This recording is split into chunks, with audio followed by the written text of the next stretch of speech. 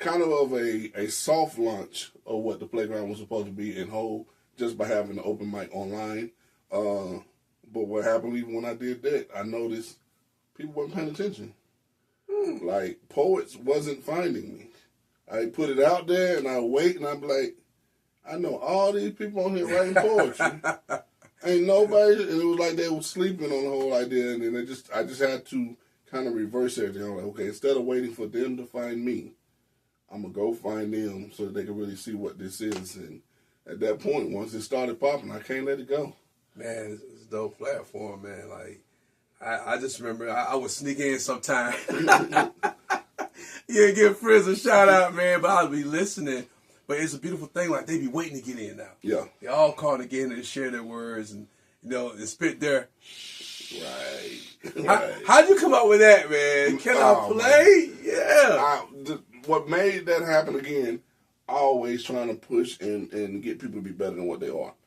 And I was noticing that poets, not even just poets, a lot of people when they come to public speaking, they don't do the things that we need them to do so that we could lock it in. You don't tell me your name, I don't know you. If you don't say it enough, I don't hear it. So clearly stating your name was the first thing. So state your name so we know who you are.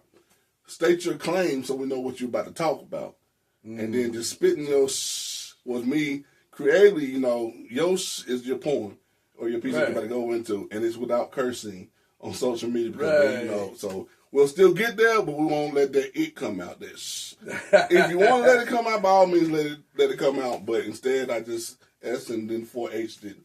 So definitely it can remind us to do these things. State your name, state your claim, spit your poem. And then at the end of it, I always say, close yourself out.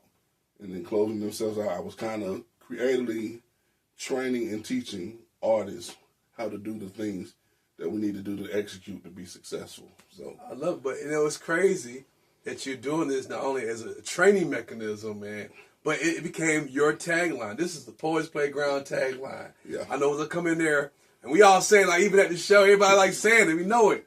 You're not knowing that this brother creatively came up with something to trick y'all and do right. It's a good trick, though. It's Not the government kind of tricky thing, but like to coerce you all to really promote yourself. But it's something that's branded. It's like we know this is Frizzy's thing, and we come in here, we're gonna say these particular items in the series, and I think it's pretty dope, man. But get everybody engaged, get everybody involved in it. Right. That was the other thing to keep, because it's hard to get people to hit the mic, man. It's like, they run from the mic, but if I can get you engaging and having fun still, it has that lasting impact, and they be ready to say it the next time. So it's working. It's working. But like I say, its whole intention was to make sure that we're doing what we need to do, because people need to know who you are. Facts. And they love to know what you're about, because we nosy. I love it, man. When we spit that, it should tell it.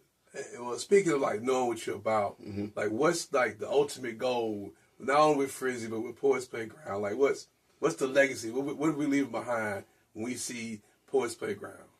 Ultimately, what I want this to be is a thing that we have as a people, and when I say we, are people that have been through struggle and haven't seen the success that we need to see yet. I don't want it to be something that is sold to the government to be used and to benefit them, but to benefit people. I want us to have control of our own thing, your own poetry, your own way of making profit and holding on to it. So as it goes, or as I go, I want it to be passed on just like a baton. Take it, run with it. I don't want it just to be my one thing, and that's why you've seen Poets Playground 2, which is brand, and then the Poets Playground DMV, which is Uncultured Asian. These are going to be people that I'm hoping are watching, learning, and able to grab and teach as time progresses, so that it's not something that just stops. I ran into too many people in Nashville so many times where they be like, I didn't even know poetry kept going past this point.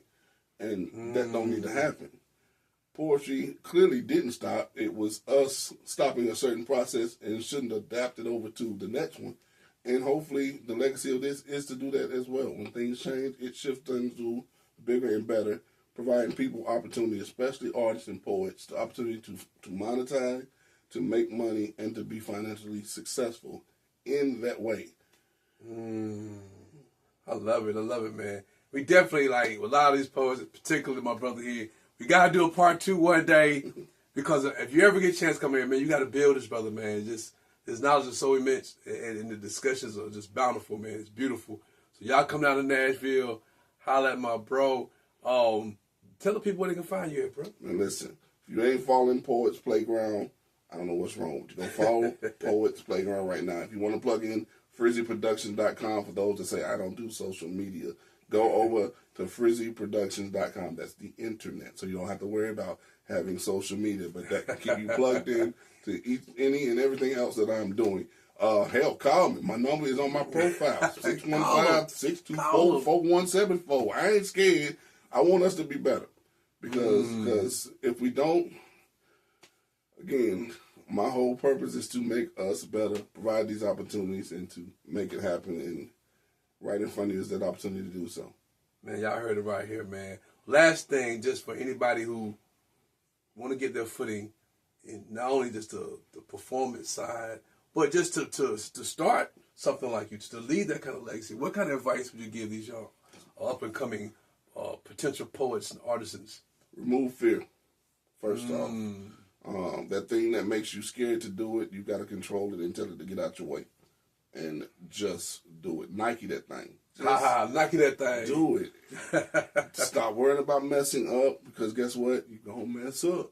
But it is part of the learning experience. You still have to do it so that you can even mess up to know that you shouldn't do it. So just whatever it is that you're going to decide to do with it, or however you're going to go at it, just go. Don't pause. Time is not waiting for you. I guarantee you, if you take too much time thinking that you got time, it'll run out. So those are the things that I push to people. Stop waiting.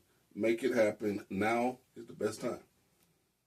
Y'all heard it right here, man. Once again, hey, we at Within the Story, and we're on IG and YouTube, man. I have all his details in the description, man. Y'all make sure I connect with his brother, build with his brother, man. But we can't make it without you guys. So thank y'all for y'all support. Thank y'all for tuning in to another episode. I'm your host, Moody Black. We got my man Frizzy in Cashville, Tennessee. Y'all know what it is. Be good, be great, be kind, stay on the grind. See y'all next time. Peace. Yeah, that's that feel good.